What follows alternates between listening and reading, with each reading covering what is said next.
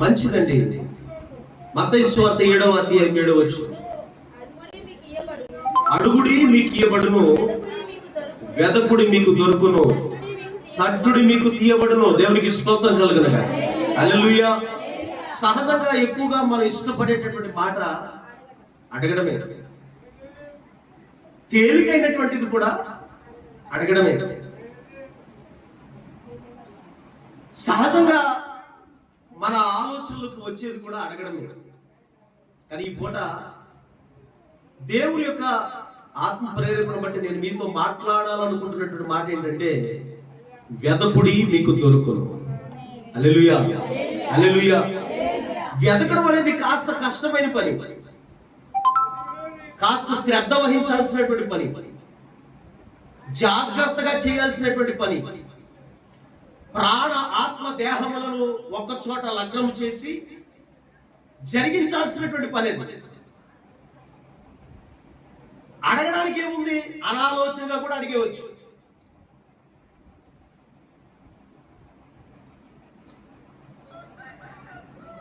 చదవండి ఈ వాక్య భాగంలో, వెదకుడి మీకు దొరుకును. దేవునికి స్తోత్రం కలుగునుగా. హల్లెలూయా, హల్లెలూయా, హల్లెలూయా. ఎందుకు ఎప్పుడైనా వెతుకు నీకు దొరుకుతుంది అని చెప్పే మాట దేన్ని సూచిస్తామంటే, నువ్వు ఏదో పోగొట్టుకున్నావు, నువ్వేదో పోగొట్టుకున్నావు, ఏదో కోల్పోయావు, ఏదో నష్టపోయావు, ఏదో జార విడుచుకున్నావు, ఏదో వద్దనుకున్నావు. అనాలోచితగానో ఉద్దేశపూర్వకంగానో తెలుసో తెలియకో ఏదో రకంగా దాన్ని ఏం చేసుకున్నావు, పోగొట్టుకున్నావు. హల్లెలూయా. ఇప్పుడు పోగొట్టుకున్న దాని గురించి నువ్వు అడుగుతున్నావు అంతే. చెప్పండి, ఏం చేస్తున్నాం మనం? పోగొట్టుకున్న దాని గురించి అడుగుతున్నాం అంతే, వెతకడం లేదు.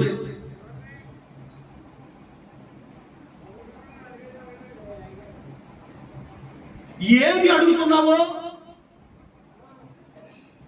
అది పోగొట్టుకున్నదై ఉంది. ఏది పోగొట్టుకున్నావో అది వెతకవలసినదై ఉన్నది.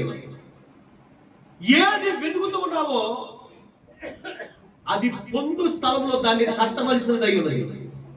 హల్లెలూయా, హల్లెలూయా. ఈ మూడు మాటల్ని కేంద్రీకరించి, ఐక్యపరిచి, ఏకీభవించి నువ్వు యోచన చేయగలిగితే ఒక అద్భుతమైనటువంటి సమాధానం దేవుని యొద్ద నుండి నీకు అనుగ్రహించబడుతుంది. హల్లెలూయా, హల్లెలూయా. ఈ పూట అయితే నేను మీతో చెప్పాల్సింది, అడగమని నేను చెప్పడం లేదు, వెతుకుడి మీకు దొరుకును. హల్లెలూయా, హల్లెలూయా, హల్లెలూయా. కొన్ని మాటలు నేను మీకు సంతోషాన్ని కలిగించే విధంగా, దేవుని వాగ్దానం యందు మీరు ఆనందించే విధంగా ఒక 4 మాటలు చెప్తాను. ఆ మాటల్లో దేవుడిచ్చినటువంటి వాగ్దానాన్ని బట్టి నువ్వు ఏదో విధంగా ఆదరణ పొందుకుంటూ ఉంటావు. ఆ ఆదరణని స్థిరపరచుకోవడానికి, ఆ వాగ్దానాన్ని నిజము చేయడానికి నువ్వు వెతికే వ్యక్తిగా ఉండాలన్నదే ఈ రోజు యొక్క ఉపదేశం యొక్క ఉద్దేశము. దేవునికి స్తోత్రం కలుగునుగా. హల్లెలూయా. ఫర్ ఎగ్జాంపుల్ చూడండి, ఒక మాట యోవేలు గ్రంథము 2వ అధ్యాయము 24వ వచనం.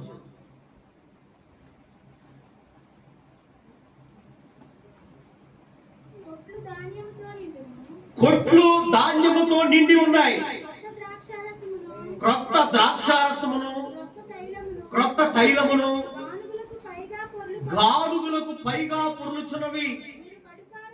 మీరు కడుపారా తిని తృప్తి పొంది మీ కొరకు వింత కార్యములను జరిగించు యెహోవా, మీ దేవుడైన యెహోవా నామమును స్తుతించునట్లు నేను పంపిన మిడతలను, కొంగళి పురుగులను, పసర పురుగులను, చీడ పురుగులను అను నా మహా సైన్యమును తినివేసిన సంవత్సరముల కంటేను పంటను నేను మీకు మరలా ఇత్తును. దేవునికి స్తోత్రం కలుగునుగా. హల్లెలూయా, హల్లెలూయా. చెప్పండి, దేవుడు అంటున్నాడు, నేను నీకు మరలా ఇత్తును. ఆమేన్. I can restore you. దేవుడు ఏమన్నాడండి?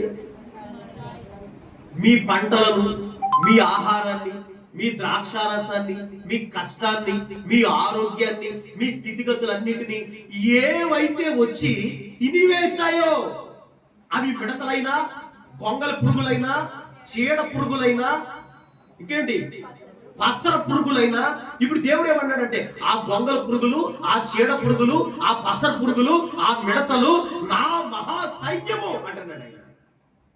హల్లెలూయా. చెప్పండి, దేవుడు మన పంటను తినివేయడానికి,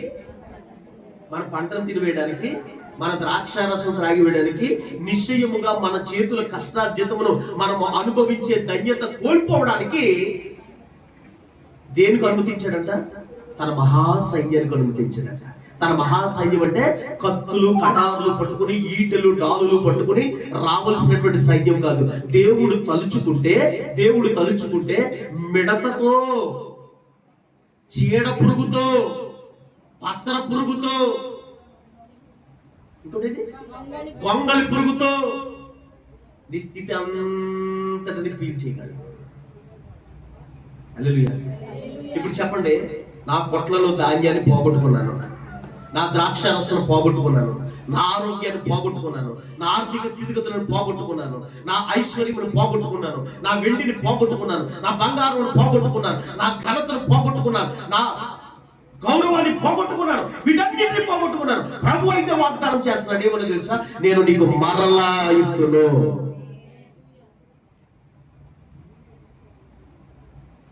అయితే విషయం ఏంటంటే, దేవుడు నీకు మరలా ఇత్తును అనే వాగ్దానాన్ని ఎత్తిపట్టి నువ్వు ప్రార్థన చేస్తున్నావు, కానీ దేవుడు నీకు మరలా ఇత్తును అనే వాగ్దానాన్ని గ్రహించుకుని నేను ఎక్కడ ఏ విధముగా ఏది పోగొట్టుకున్నానో దానిని వెతుకుదాము అనే ఆలోచన ఎవరికి లేదు.